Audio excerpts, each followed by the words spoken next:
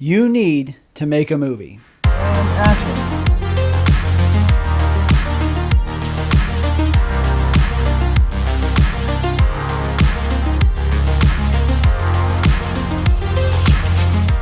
You need to make a movie because in doing so, you're going to benefit so much more than watching another camera review, buying another lens, or sitting through another DaVinci Resolve tutorial. I know this to be true because when I finally stopped procrastinating and I made my first film, put it in all these festivals, saw it up on the big screen, listened to the crowd react, even won a few awards and met a ton of filmmakers, it really changed my idea about what this whole thing was about. In all those years of watching camera reviews and looking at YouTube tutorials, all that's great fun and you can learn a lot. But really I learned that all of those things were really just standing in my way, standing in the way of me getting started making a film. Get out of the way, you son of a... And even though it was just a 6.5 minute little short that I made in my garage, I had done something that I had set out to do years before, but never really quite got around to doing. I made a film. And what really stings is realizing that all of the things that happened as a result of me making my first film could have happened much sooner. It was only a month after playing my first festival that a director reached out to me. He was looking for a DP and I ended up DPing that film and editing it, and then another, and so on and so forth. And those things didn't happen because I was super amazing or anything like that.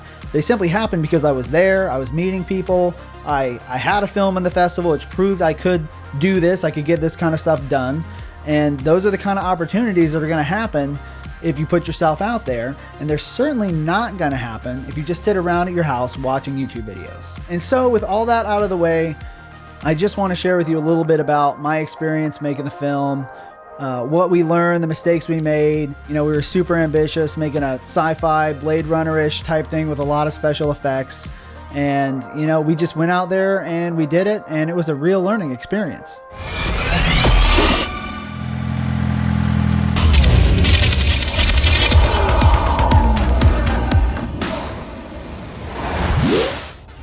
So to create the world that our film takes place in, I built a miniature town that I could shoot and then later digitally enhance. I made all the buildings out of foam core and craft paper using things like toothpicks and drinking straws, and I wanted the rooftops to be cluttered up with a lot of junk. If you look close, you can see a McDonald's sauce container and one of those things that comes with a pizza that keeps the box from caving in. It all works great in the final film because you never really get a long time to look at anything close up. Things like streetlights though did need to look more realistic. I used a clear resin to cast the lenses and I 3D printed the light poles. After that, it was just a simple matter of wiring some LEDs into them. I had to do the same thing for the model cars we used. They didn't come with working lights. The entire miniature city was built on a platform a couple feet above the ground. Not only did this make it easier to shoot, but it also allowed me to get up underneath of it in case there was a problem with the LED lights, which happened a lot. I never actually attached the buildings to the base. That allowed me to move them around and rearrange them to make it seem like I had a lot more city to work with. Next, we had to connect all of our miniature shots with our full-scale stuff. For the driving scenes, we used rear projection because I've always thought that it looked better than green screen.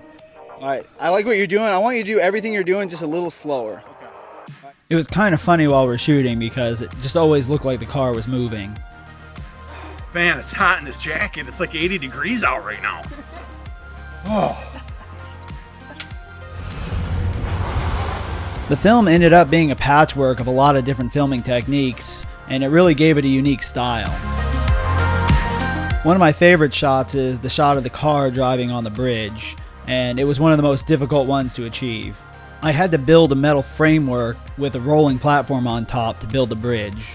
This was my first time using a welder, and I just learned how to do it by reading the instruction manual. Once the metal frame was done, I could build a bridge segment out of foam core like I did the buildings. The idea was that the rolling platform would allow the bridge to move, while this metal post would hold the car stationary while the bridge moved underneath it. Here I am trying it for the first time. This is what it looked like when we were shooting. We just framed it up in front of a big screen TV, and when we pulled the bridge, it made it look like the car was driving.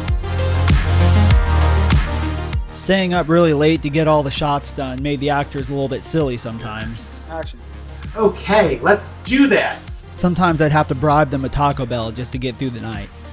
Come on, let's do this. Tacos are on the line. Tacos are on the line. and my back is killing me. Hold on. Eventually, we'd stop laughing long enough to get all the takes in.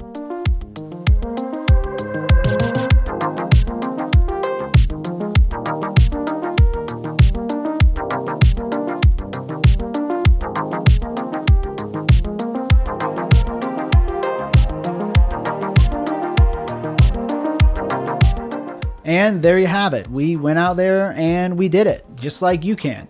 It proves you don't need a big crew. You don't need an Ari Alexa. You don't need all those things. All you need is a little bit of time. You can do this stuff on the weekends. And, you know, when you're making your first film, you know, maybe you're not going to have a big crew. You're not going to have a bunch of money. You're not going to have all that stuff. But you learn a lot as you go through the process. And when you get the opportunity to work on a little bit bigger of a set like I did, and then a little bit bigger and maybe a little bit bigger. And, you know, every time I go out on these things, there's always first timers there. There's newbies doing different types of things on set. And you're going to be one of the people that's done it.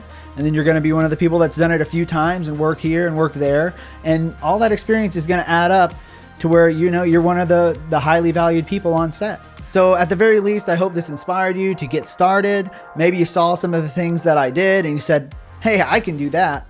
Well, you can do it. You just got to get started. You get out there, you get your shots, you edit it together, you make a movie. And if you've got anything to add, please put it below, because as I said before, this is not a video made from the top of the mountain. If anything, I'm just a fellow climber like you, and with a little bit of work, maybe we'll see each other at the top.